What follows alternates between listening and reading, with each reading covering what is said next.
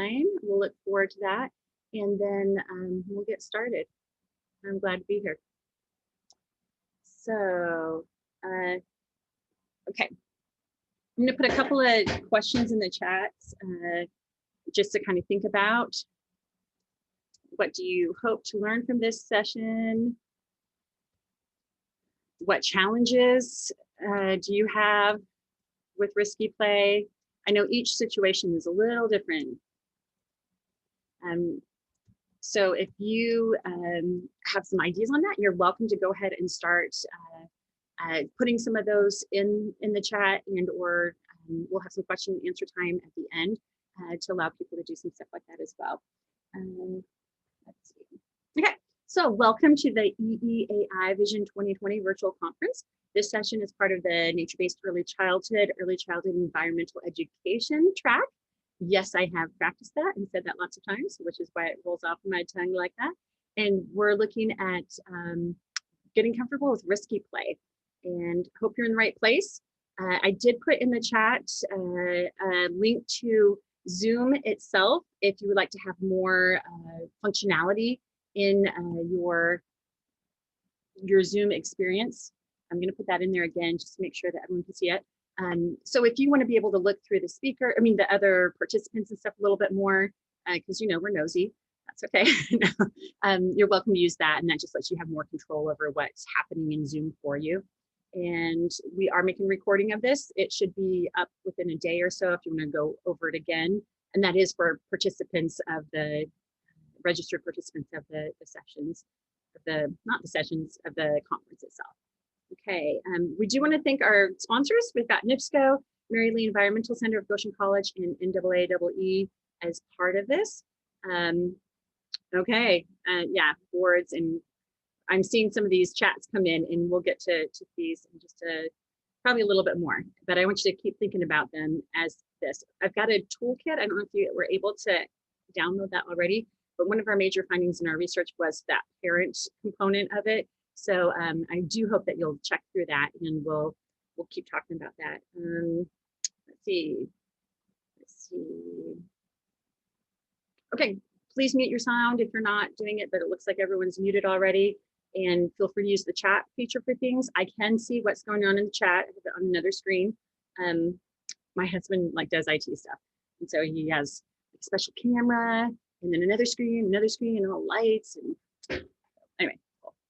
I'm going to go ahead and share my screen and get started with our session today. Okay, so getting comfortable with risky play. I teach college classes, and I work with University of Phoenix, and I teach beginning classes at the online campus. And so this is my normal thing, is being online kind of thing. I've got my email there. I've also got other emails too. I do have a Facebook page and a group called Loose Parts Play. And then I have a podcast called Loose Parts Nature Play. And I'm sure I've got podcast episodes about tree climbing and risky play. And this is based on research that I've done with my colleagues, Dr. Suzanne Levinson-Goldstein and Dr. Tricia Rosengarten. So these are a little bit about some of the things. So just kind of thinking about it, do you have a favorite childhood memory of climbing trees? Or do you have a favorite recollection of your own children and students climbing trees? If you do have something, you're welcome to put it in the chat, or you can just think about it. I know that we had a strawberry patch next to our house, and we'd go pick strawberries and sell them on the side of the road. And there was a tree there that I would just hang out in while I was waiting for cars to go by to sell them our little strawberries. And the little jumpers with the waist and the tie up over the shoulders and stuff like that. I don't know if you had those, but yeah, it was.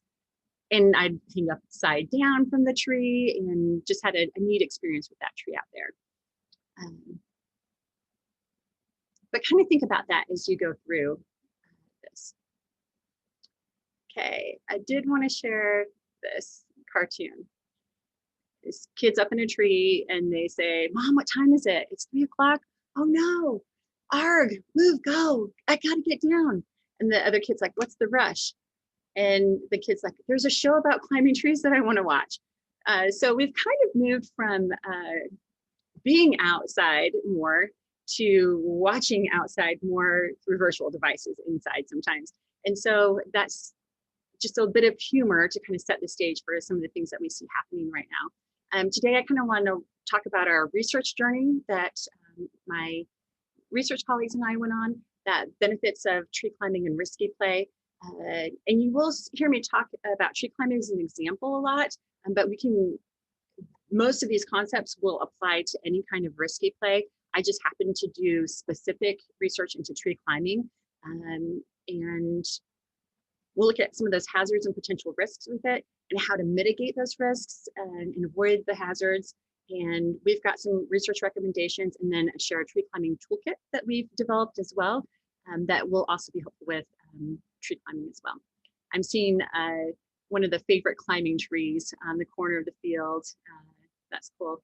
A couple of trees twisted together. I know that there's one place that we go eat ice cream at in Goshen, the Chief.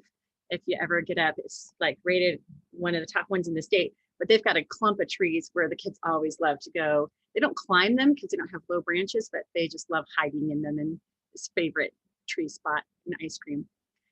If we look historically at tree climbing in specific, but kind of risky play in general, humans are designed to climb trees. They climb for food, protection, to avoid predators. It's been part of that children's play. They've done hunter-gatherer populations, and that's just part of what was happening at that time. For our research journey into this, I've been embracing risky play more with my own children and using it in like an outdoor classroom, Nature Explorer certified outdoor classroom and such with programming. But it kind of became personal when my children were climbing a tree in a park locally, and they got yelled at because they were climbing a tree. They climbed that tree, I don't know how many times. There were no signs that said they could climb the tree or any of those kinds of things. And so I was a little bit bewildered. As a researcher, I went home immediately and checked out every single green space in our county to see what their rules were on tree climbing. Could find none in regards to this organization. And then I brought it to my co-researchers, this topic, and said, hey, I'm really interested in this. I'm like, is it that dangerous? What's going on here? And they decided to take this up with me. We looked at safety statistics. We really found none available. We looked at the CDC, National Safety Council, all of these different national organizations, entries into emergency rooms, all kind. We exhausted the list of things that we could go look at. When we did find comparisons of dangers with tree climbing, they were talking about like kids climbing trees the same as tree trimmers that can't often get insurance because of the danger of their jobs, or hunters who fall asleep or are drunk in their tree stand and fall off of it, unfortunately, or children on agricultural farms where they're collecting fruit and things of that sort from trees. And just children recreationally climbing trees does not have the same risk factor as some of these more professional kinds of things. There are a lot of different places that have bans on tree climbing. BSA, formerly known as Boy Scouts, the city of Portland, the city of San Francisco, city of New York City in their parks, local parks up where I live. In England, there was a study that talked about, they saw fewer children being treated for tree climbing, 36% decrease, but they didn't attribute it to being safer, but that more children were on electronics and fewer were in trees. And so another study said that a third of those children 6 to 15-year-olds had never climbed a tree in England. That's like a lot to me. So just something to think about. And I can't imagine children not being able to climb trees ever. But I'm fine with limitations and things like that with it. So in our literature review, we looked at risky play. So how does risky play help? How does it impact us? Brusoni, you'll probably see her name a lot. I appreciated she came up and talked to me about our research at one of the Children Nature Network conferences. We're sharing some of our research, and she's written extensively on this. And her whole job, she's in Canada and she's a risk analyst, I guess. She's trying to keep people safe. And she advocates for risky play because it helps people stay safe in the long run. But they've mentioned that risky play promotes creativity, environmental understanding, critical thinking, helps learn about limitations, obtain knowledge, opportunities for exploration and positive experiences, fun, enjoyment, pride, sense of achievement, self-esteem. And then there's different factors that the management. And to me, that is that how to allow risk-taking play, which is kind of the thing that as educators, sometimes we are challenged with, I guess. Another topic that we looked at was the policies and logistics, that outdoor supervision. People have different opinions, even within the same staff. People are going to have different opinions. Well, it's okay to do this, but it's not okay to do that. And just being on the same page can be very helpful with that. And then, so what's that supervision with safety hazards? Like, should we just be watching to make sure no one gets hurt, or should we be interacting more with the children? So there's some issues there. And there's a whole lot of different policies regarding how much outdoor time children are spending. Some schools are kind of going more outdoors right now, especially with this nature-based early childhood movement. And good old COVID, getting more people outside. But there are some places that, children aren't required to be outdoors at all. And then also, let's see, those perspectives from early childhood educators. We noticed that one time, like I mentioned, there's no major safety organizations sharing those injury statistics. There is a Children's Outdoor Bill of Rights for many states, probably 34, 35 states. In our prior research, we found that few parents were reporting tree climbing injuries, mostly like scrapes or things of that sort, and you'll see more of that. But there were fears and concerns around tree climbing, even in Norwegian preschools. And so this is a country where they've embraced being outside much more than we have in the United States. And so the educators were feeling that pressure and that fear and the concern about keeping kids safe, even though as a whole, the country has kind of embraced that more. In other countries, like in Australian early childhood educators, they value those risky play opportunities more significantly than US counterparts do. So just some things to think about, how do we perceive that. So with Indiana Outdoor Bill of Rights, children should be able to explore in a safe place, discover native plants. And if you haven't seen this is a great kind of little thing to think about, the different things that we can do with children outside. But one of them is climb a tree. And as I looked more at this, at I live on a wooded property, 3 acres, but it has a lot of mature trees. There is one tree on 3 acres of woods that my children can feasibly climb because of the branches and things. But if all of the county parks in my county are off limits for tree climbing, where do people who live in apartments go to climb a tree and things like that? So there could be some accessibility and issues with that. Always loved Calvin Hobbes, probably shows my age, but says hello and he gets a thing. It sure is nice outside, climb a tree, goof off, click. And so Calvin says, Dad harasses me with his values, so I harass him with mine. And I love that Calvin chose to tell his dad to go climb a tree. And I think that it's important for us to maybe climb a tree every once in a while too.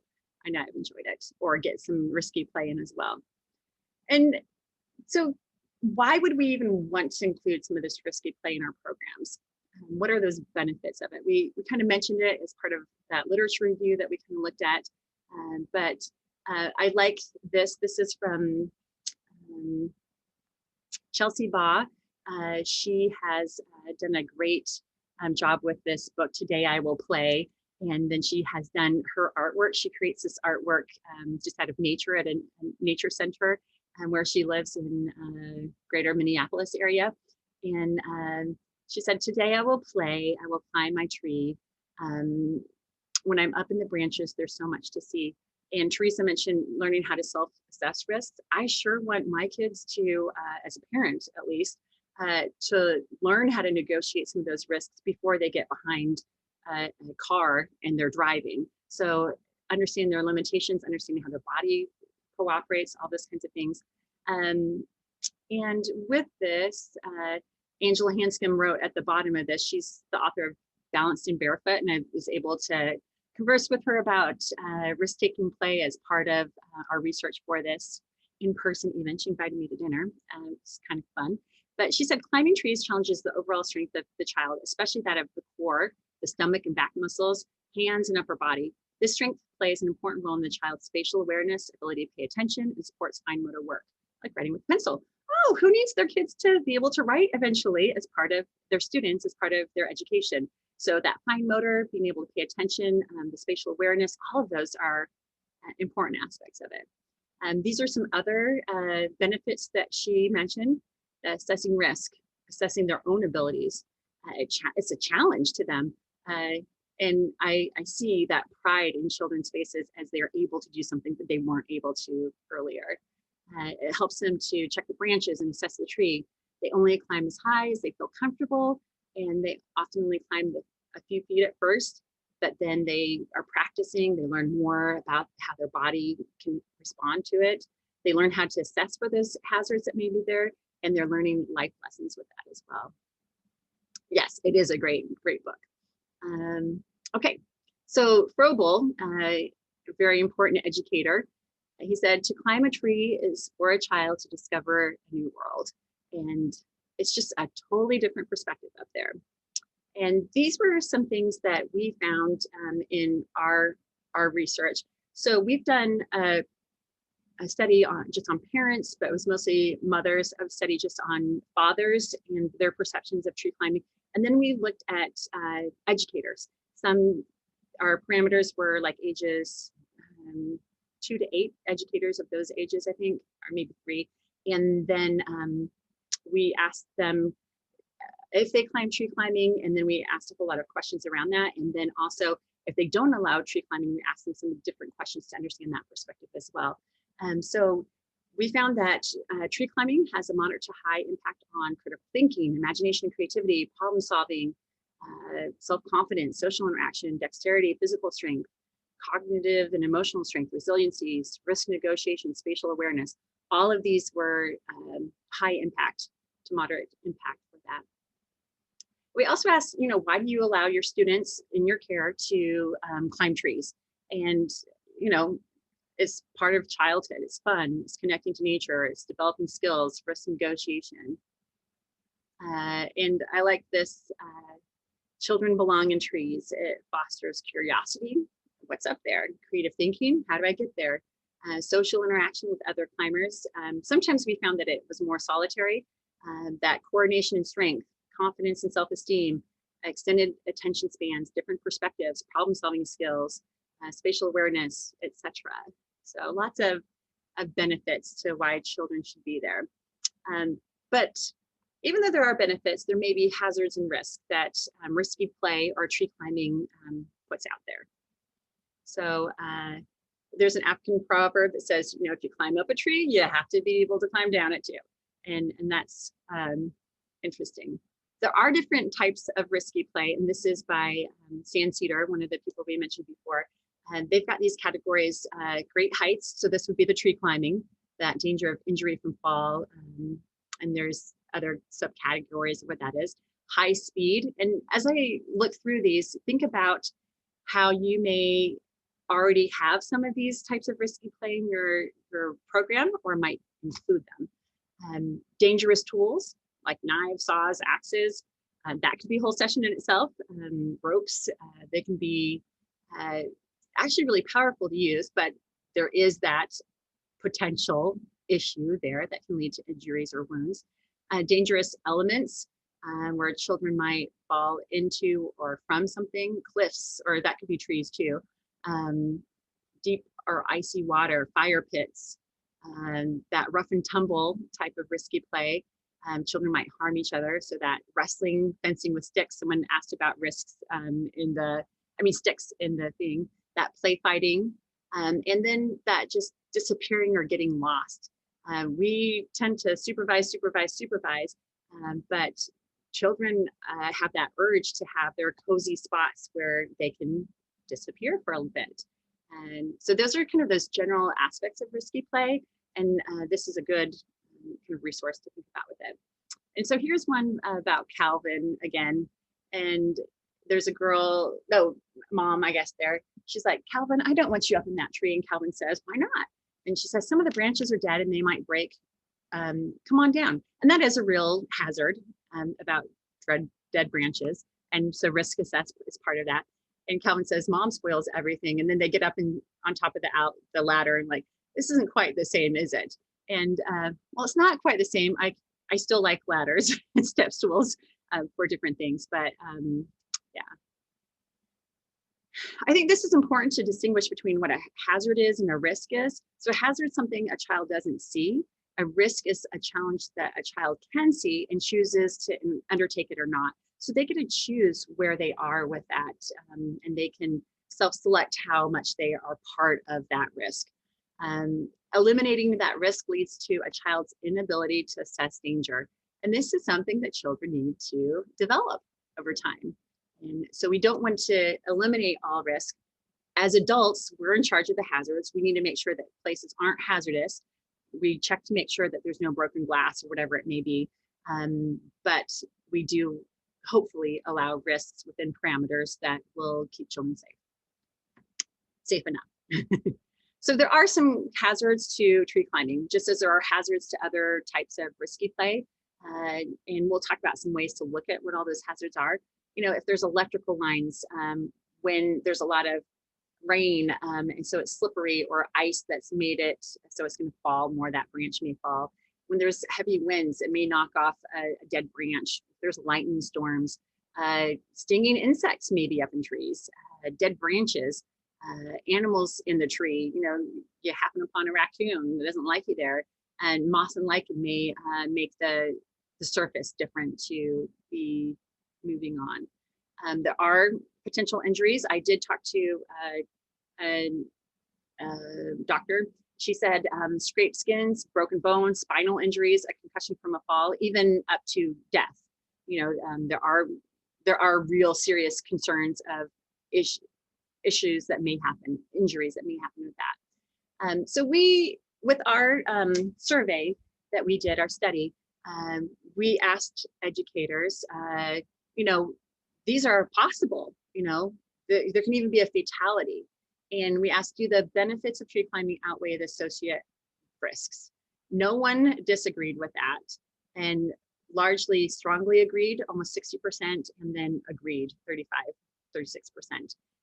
So the educators are agreeing, yeah, it's worth the risk. We need to be able to have some of these risks.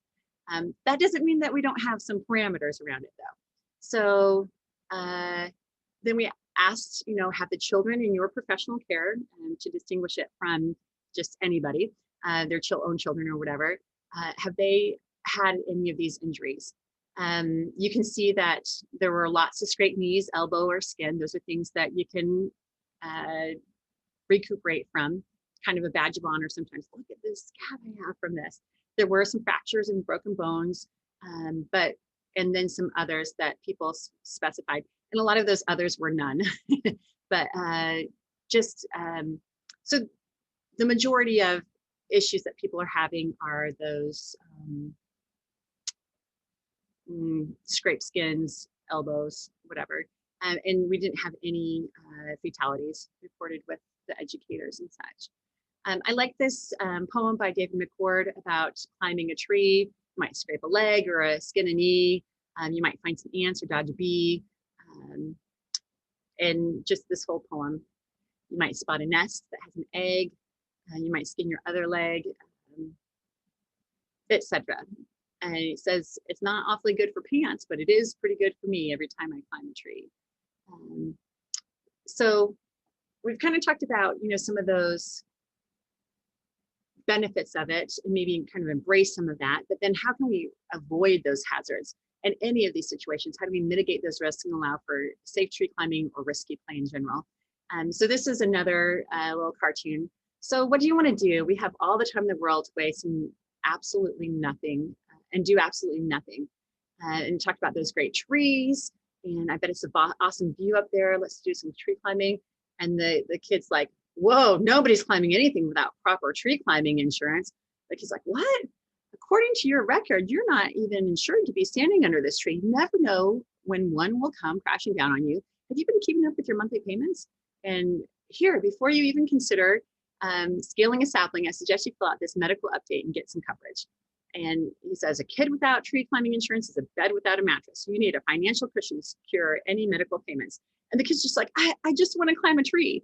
And I will say that insurance is a typical question that we get, and things that happen.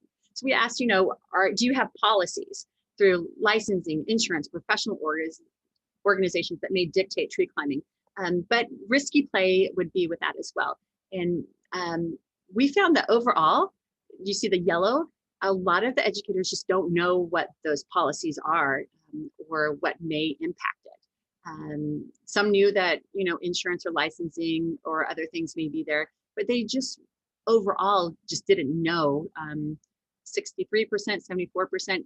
It seemed like directors of an organization may know more, but overall the people didn't know exactly what those were. And to me, maybe we need to get to know some of those things, and you'll see that in our recommendations as well. And so we also asked about promoting safety. So they might have some restrictions around that. Be respectful of the tree, inspect the branches, test the overall tree strength, avoid dead branches, use caution if it's wet, check branches on each step, etc. And then they could write in options as well. So we found that as far as educators having their own personal rules in dealing with children climbing trees, that only 5% had no tree climbing restrictions. So for the majority of people, it wasn't just go do whatever you want to, but it was just like we teach kids how to cross the street. There were some parameters about tree climbing as well. And you may find that with most risky play as well. Okay. And so we asked that about the facility rules as opposed to just the personal rules. And only about 10% didn't have any kind of facility rules or guidelines for tree climbing. But they're checking for safety. They're encouraging them to climb up and down independently instead of putting the child up in the tree. They're encouraging that 3 points system or getting permission so that the educators know that that's happening or whatever it may be. One way that you can kind of think through this is through a risk benefit assessment procedure. So this could be for any type of risky play. So you start with the observed thing. It may be play, game, task, etc. So where's that moment of concern? Is there severity or likelihood of risk tolerable or acceptable? If that risk is okay, continue and observe, record concerns, and then do a risk benefit assessment at the end of the activity. If there isn't really a concern, are the risks proportional to the benefits? Are they going to get something out of this? If it's not, and then what could you change to reduce the likelihood of harm? And it just kind of helps you think. You might speak to the children about that concern, sometimes just bringing awareness to, hey, there's a route right here that you might trip over when you're running in this area. So we want to be aware of this as we're using this space. Might reduce something, limit the height, limit the number of children that are doing whatever activity. We might isolate something. So this I kind of think of like having a designated area. You're only using the vegetable peelers with sticks in this area, and you have one teacher that's watching or whatever. So this is just kind of a little flow chart to help. If the risk is great, can you reduce that risk to make it a relatively thought out opportunity for risky play. I also like this. It's called What to Say to Kids Instead of Be Careful. Backwoods Mama shared this printable of it, and it came from Canada Children Nature Network, I believe. just the way that we talk to kids can make a big difference in risky play. So instead of saying, be careful, and I know that I did that with my children sometimes when they were young, how can we change that to help the children, put it back on the children to assess that risk? Notice how the rocks are slippery. Did you see the poison ivy? Did you notice there were people around you with your stick? Try moving, this way. Do you feel, etc.? Are you feeling scared right now? And then help them problem solve. What's your plan? I use what's your plan all the time for stuff to go to do whatever thing. And then it just helps put the child into that mindset where they are in charge of their risk negotiation with that. What can you use for your adventure? Where will you dig that hole? Just to help them through that risk negotiation. And there's a link to this in the handout that you have. But I print this out and give it to parents all the time and have copies of it for myself and for volunteers sometimes, just to help facilitate that risky play in the moment kind of thing. So through our study, these are some recommendations that we found. While it was tree climbing specific, it really is applicable to risky play in general. So first of all, we've got to recognize those fears and risk comfort levels in ourselves. We all have different experiences from our past that, like I have one of my own sons, we've had some bald-faced hornets in our yard. And so whenever he sees a flying insect that could sting, he's scared of it because he's been stung by those before. And so our own risk comfort levels come into play with how we interact with children and our participants in our programs. Look at those benefits of tree climbing or risky play. What is it that children may get out of this? Consider why tree climbing or that risky play activity might be allowed. Investigate the guidelines, potential safety guidelines. Can contact other people that are doing this. See if any organizations have some guidelines. You know, we looked at arborists and what they were doing for tree safety guidelines. Conduct a benefit risk assessment, and do have a link for one of those in the thing. And basically you're kind of listing out, these are the benefits that could happen from this activity. These are some risks, these are some hazards, these are how we're going to mitigate those hazards and make it as safe as we can while still allowing that risk. And I would say doing one of these for every kind of separate activity. If you're going to do fires, having a benefit risk assessment for fire. And then look at, in our case with tree climbing, we found very low injury statistics with that. So yes, all these things could happen, but as long as we are using our benefit risk assessment and plan to mitigate those risks, the injury statistics should be pretty low. We know that fires can be dangerous, but like I know one educator, and she just has a metal gate around her her fire pit, and she's trained the children what to do, just like we train children to go across the street, how to act around the fire, since it is a dangerous element that could be there, but with appropriate mitigation of the hazards and risks, it doesn't have to be. And we also looked at those policies in facility licensing liability. Know your policies, check with licensing and insurance and your facility itself.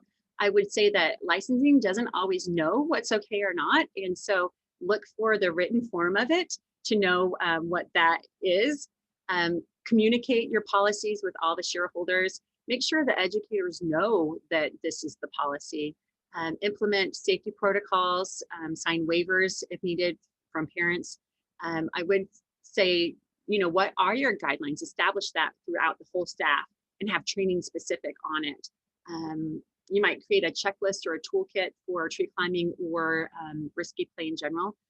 Train on, share the benefit risk analysis with your staff so that people are on the same page. And then create a specific plan for each facility. If you have multiple places, while you may have a general policy, the plan to put that in place may be different at one place than another site, just because the variables that are present in that, the varying locations, can make it a little different for what's there. Okay. We did have some recommendations around accessibility. We just found that some people didn't have them. Assess what you've got available and opportunities. For tree climbing specifically, we said you can plant a tree now. It's kind of expensive, but trees do offer a lot to our spaces. You can get a tree ready to climb pretty much for about $5,000. You can plant a tree for the future if you don't have any. You can consider other natural climbing options. I know many natural playscape kinds of things, outdoor classrooms have different climbing options, just a downed tree, even in a unique shape or whatever. Identify those green spaces nearby and take a walking trip. Plan field trips that might allow for some of that risky play as well. And then think about how you're going to maintain your trees and have a plan in place for that. And then this is a big one, parents. This was hard for a lot of people. This came up a lot in our study that we did. Communicate those benefits of tree climbing or risky play with the parents. And I know Teresa Hinkle's on the line, and they do a great job of including parents in training as part of what they do. Set expectations and culture of the facility. We embrace risky play, and this is why we do it. These are the benefits of it. These are precautions that we're doing around it. Share the safety guidelines with parents that you're doing. Train and educate parents on risky play. You could even create a parent risky play toolkit, and we have some links and such in the toolkit that we did. And Teresa saying lots of parent education for parents. Yes, keep having those conversations. Consider waivers, a risky play agreement or permission. Some organizations are doing that. And then also just involve parents in the supervision of the risky play.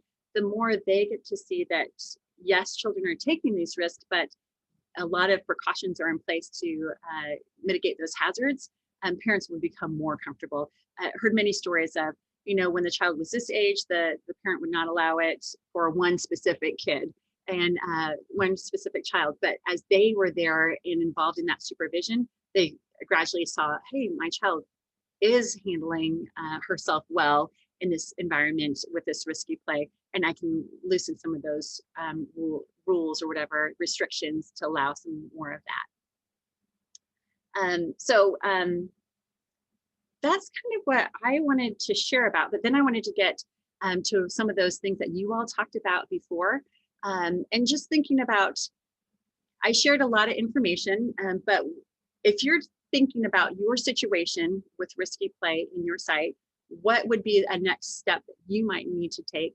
to embrace risky play or tree climbing in more depth there? You can unmute or you can type it in the chat, either one of those things. But kind of seeing some of those recommendations and things, what kinds of things do you think that you may need to know? Some of it may be checking out the school's insurance policy to see what it's like. It may be getting more information about tree trimming. It might be doing a benefit risk analysis for a certain type of risky play that you'd like to do. It may be understanding the licensing requirements. And I find that sometimes the educators that are allowing more risky play understand the licensing requirements than the people doing the inspections and things. So this is when I'd like to hear from you all about what you feel you might need to do next. Carla? Yes. For me, I did over the summer, I did a lot of risky play workshops, as many as I could find. So for one I went to at the EEAI conference was on fire starting. Mm-hmm. I'm not comfortable doing fires with my preschoolers yet, mm-hmm. But I went to that workshop and it's giving me a little more comfort. Haven't done it yet. I will get there, but I think constant education of yourself that, how can I start this process? Yeah. That's what we did. That's what our school did as we transitioned to a more risky play allowable space, if you will. Yeah. Because we just did baby steps. Where was our comfort? Start with your comfort and then gradually expand that comfort. I like how you said that. And I have a few things. I'm kind of writing down some notes.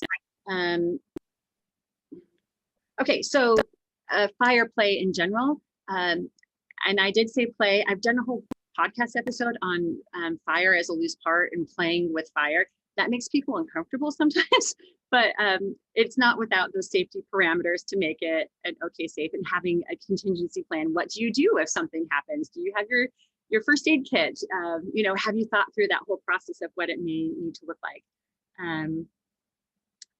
So that's part of it, is making sure that you're on that thing, but that constant education, like you mentioned, and I saw that episode as well. It was really good, and just connecting with other people. And I really liked how you talked about those baby steps. Risky play, you may not be embracing all of it at once. You're going to take one thing at a time and then add those as you become more comfortable with it.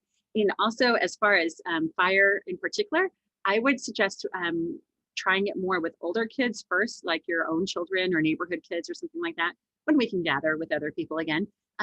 But then as you build those skills, it's easier to think about how you would apply it in, as you get more comfortable with fire itself, then you can think about how it would work with the children in your care as well. So yeah.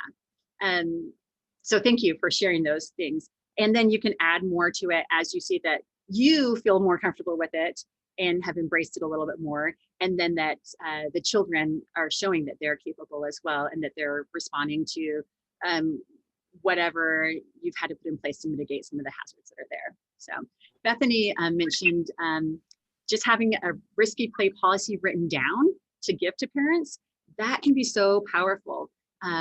She said they already signed a waiver, but why and what things they're encouraging. And then poison ivy, it sounds like it's an issue in your area. One thing that I do with poison ivy is the areas that we are in the most and playing in the most in our outdoor spaces, I go ahead and pull that poison ivy with a plastic bag over my hand or something like that for the areas we are in like all the time. And then every time we move out of that space and we start seeing poison ivy, I start showing and identifying with children so they can be aware this is going to cause a rash on some people, and just to help identifying it. Some places don't do anything with poison ivy, and they just have children wear like full body suits, frog togs or muddy, I don't know, there's a bunch of oaky wear. There's a bunch of different ones, and they just don't really deal with it with the younger children. I find that 3 and up can start doing that. Leslie asked about trees. They don't have trees to climb. And I did mention that, maybe doing a walking field trip, going on a field trip to places that may have trees, but logs compared to live trees, I would say there are some risks around. I mean, there are some hazards around logs. If you live in a place that has venomous snakes, that may be something to think about. Would they be hiding in a log pile or whatever? I like having logs as loose parts so that they can be moved from different places. But we've found just long sections of a tree as something to climb on. And some of our favorite places to visit have like trees on their side that have been there for a long time, but a natural climbing playground almost as part of that. Teresa, that's good. The firefighter and safely handling it.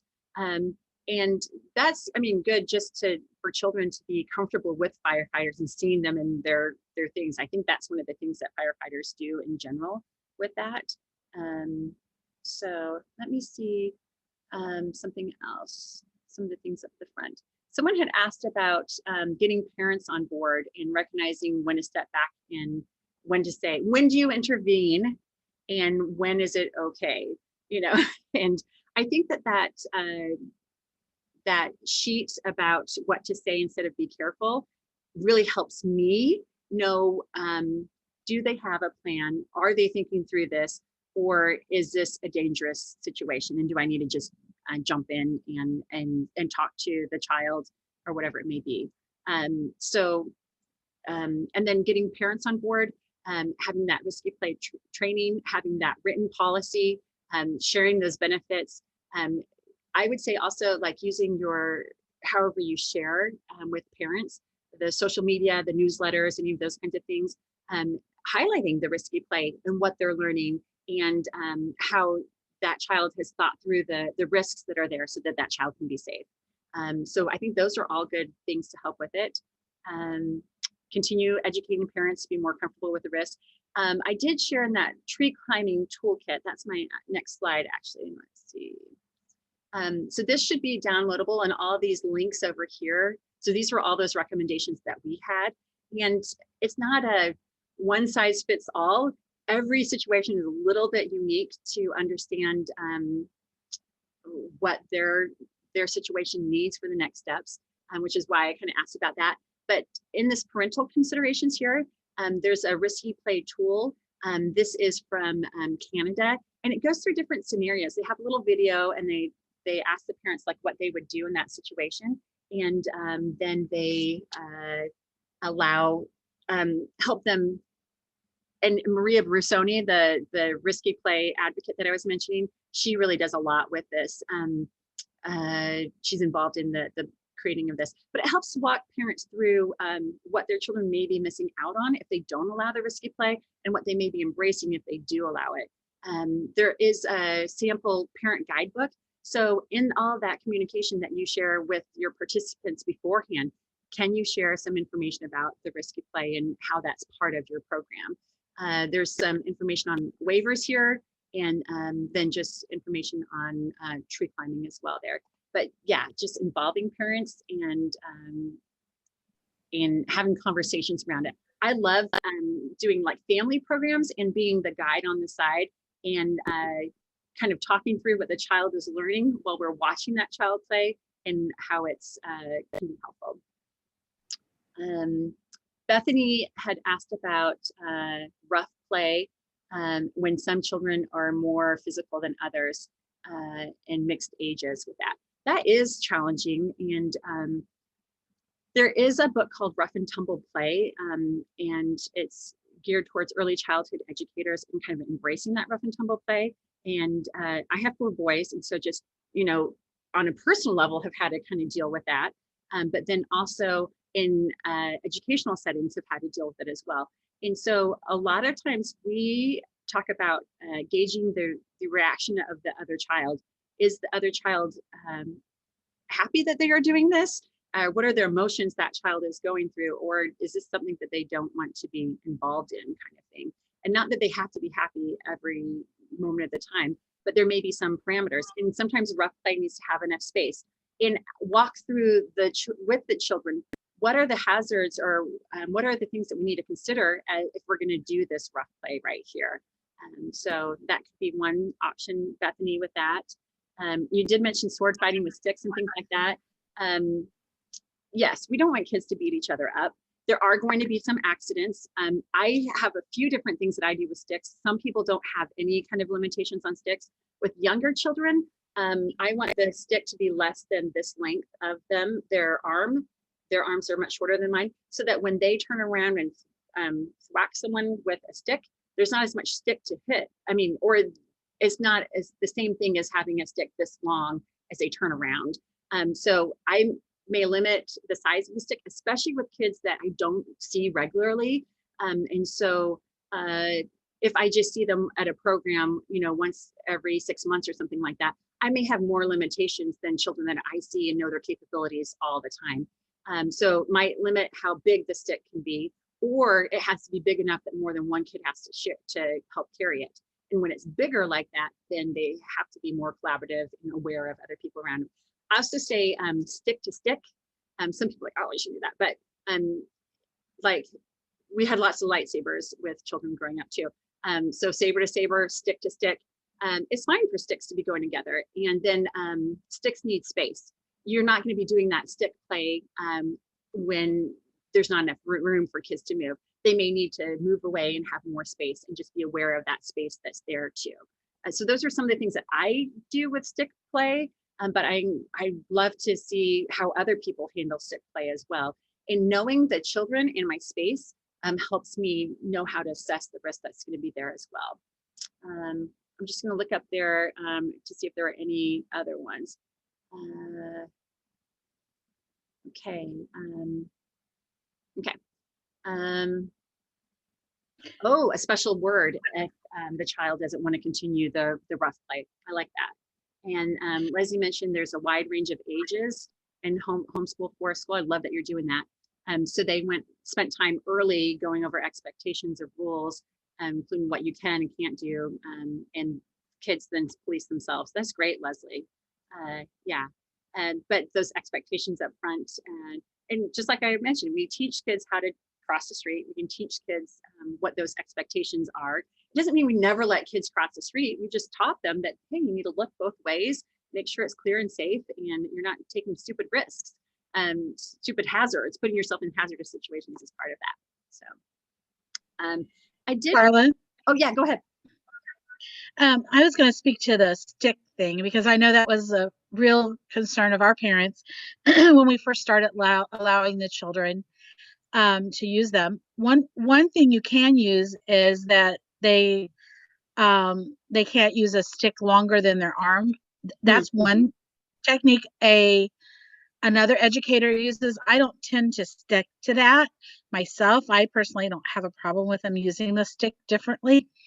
But I started out with the book Not a Stick, and we talked about how sticks can be different things, and then we kind of talked about, but a stick can also be dangerous. And then we talked about the dangers involved, and then we talked about if you don't want to participate, you can say no thank you. But if you want to participate, then make sure there's plenty of perimeter for the other, so that no one else, pay attention to your perimeter to make sure there's nobody else around. And we teach the children to look out for that. And these are preschoolers; they can do it. Yeah, they can. And like Leslie mentioned, that the kids like end up policing themselves.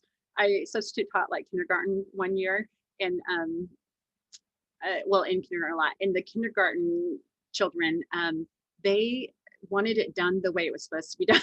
And they would police me as a teacher if I wasn't doing it right. So older kids, high schoolers, they'd kind of try to get away with things, but the younger ones, they wanted it done the right way, and that it was done there. So we are kind of ending up with our time, but I did want to mention that we can continue these conversations in the community chat. But then we also have a session tomorrow morning on statewide early childhood kinds of things, and looking like what are the next steps that we need to kind of like creating an action plan. Yeah, we've gotten some information about tree climbing or risky play or whatever, but what is it that we personally need to support us in those next steps? Is it having sessions in person where we're working on fire building and seeing how other people approach that and having practical experience with trying tree climbing out? I did want to share too, this is just one example of a benefit risk assessment kind of thing. You think about those benefits and those risks, what in particular to your site, what are some of those local factors that may be doing it?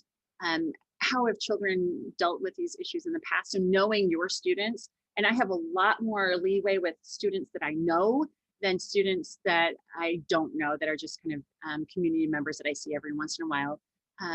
What kind of decisions might you want to take? Is there any action that you need to take about it? Do you need to remove something? Do you need to have some rope so that you can designate this is the area where it's okay to do, whatever risky, use the tools and the hammers and things of that sort? What kind of maintenance schedule do we have? What kind of management do we need?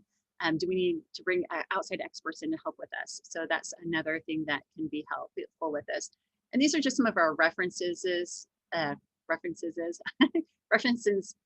we used, and yeah. So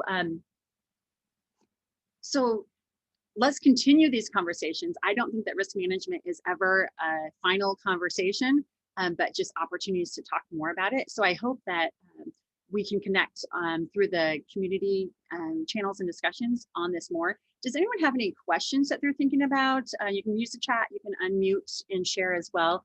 But to me, if we're having more nature-based options and free play as part of that, risky play is an integral part of it, and understanding how to manage it and make sure that our language that we use with it.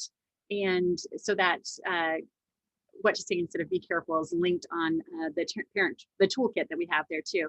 And that we're communicating our values with that, I think is very powerful with that. So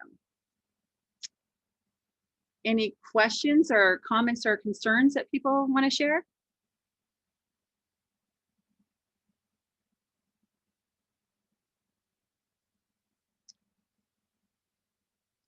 You're welcome, Leslie. If they do come up too, there are lots of ways to communicate with people and things as well. As we're finishing up, I do just want to thank you for spending time with this. This is an important concept, and I hope you've got some ideas and things of how you might bring this back to your situation and just continue to enhance. And like Teresa said, it's not a one and done thing. Oh, yeah, risky play, we've done it. Is continually learning about it and moving forward with it. Let's see. Next sessions for our, let's see, I'm looking for our schedule again.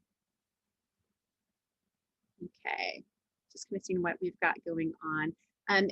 If you're interested in an administration track, these are going to be more people that are doing, what would I call it? They're like in charge of a park or something like that. But I know that many people are administrators as well. It may help you see how being an administrator is different than being like the educator in right now, and making some of those decisions. So we have that at 4:30, and then at 5:30, if you're a new member or you're a student, there's a welcome just to kind of let you know a little bit more about EEAI. We've got some awards and board election results this evening, and then the keynote. I will be sending out some links to some of these so that people can have more capabilities within Whova, if that's helpful. Not within Whova, to use it in Zoom so you have more of those there. And then thanks for joining us. And I did want to mention that we do have dates saved for next year. It's November 12th through 14th. We'll have announcements with that. But 2020 for EEAI is November 12th through 14th. Hopefully in person. And thanks for spending your time with us here, and I appreciate it. Feel free to reach out with any questions or concerns or any of those kinds of things too.